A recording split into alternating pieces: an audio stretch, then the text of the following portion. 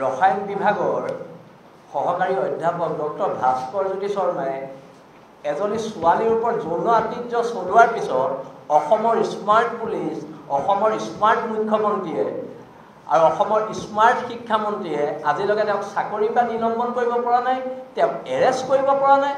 আচৰিত কথা। কিবা থকাৰ লগে লগে ডক্টৰ অতনু কুমাৰ দত্তই কয় যে তেওঁ হিমন্ত বিশ্ব শৰ্মাৰ মানুহ। ডক্টৰ ভাস্কৰজ্যোতি শৰ্মাই ৰেপ কেছত ফচাৰ পিছত কয় তেওঁ RSSৰ মানুহ। মানে ইয়াত বেটি বচাও বেটি পঢ়াও শ্লোগান দি পেলাই ইয়াত অধ্যাপকে অসমৰ দৰে এখন ৰাজ্যত এজন অধ্যাপকে এগৰাকী ছাত্ৰীক যৌন আতিথ্য চলাইছে আৰু তাতকৈ দুখৰ কথা আছেনে? তাৰ পিছতো এতিয়া বিজেপিৰ মুখ্যমন্ত্ৰীয়ে, বিজেপিৰ শিক্ষামন্ত্ৰীয়ে, বিজেপি চৰকাৰে, বিজেপিৰ ৰাজ্যিক সভাপতিয়ে দাম্ভিকতা মাৰি কথা ক'বলৈ আহে অসমত তেওঁলোকে নিকা চৰকাৰ চলাইছে বুলি। তেখেতলোকৰ লজ্জা আছেনে নাই? প্ৰথম বীৰ লাচিত সেনাৰ মজিয়াৰ পৰা এইটো আমাৰ প্ৰশ্ন আছে। আজি ডক্টৰ অতনু কুমাৰ দত্তৰ ওপৰত কোনো ব্যৱস্থা নাই। যদি কোনোবাই তেখেতক এটা প্ৰশ্ন কৰিব যায় তেওঁ লগে লগে কয় মই হিমন্ত বিশ্ব শৰ্মাৰ মানুহ।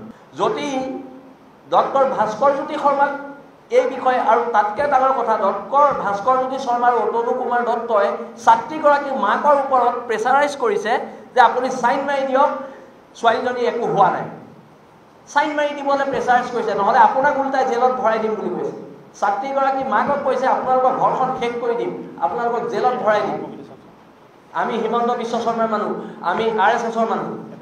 এতিয়া কথাটো হৈছে যদি এৰেষ্ট নকৰে তেন্তে আমি সোধপোছ কৰিব লাগিব। আৰু বীৰ লাচিত সেনাই যদি তালৈ যায় শৈক্ষিক পৰিৱেশ বিনষ্ট হ'ব। কিন্তু অতনু কুমাৰ দত্ত আৰু ডক্টৰ ভাস্কৰজ্যোতি শৰ্মাক সোধাই এৰা নহ'ব। কাৰণ অসমৰ খিলঞ্জীয়া ছাত্ৰ ছাত্ৰীৰ ভৱিষ্যত ধ্বংস কৰা কোনো কাৰ্য বীৰ লাচিত সেনা অসমে আগতেও গ্ৰহণ কৰে নে এতিয়াও গ্ৰহণ নকৰে। আৰু বীৰ লাচিত সেনা সৈনিক জেললৈ যাবলৈ সাজু আছে।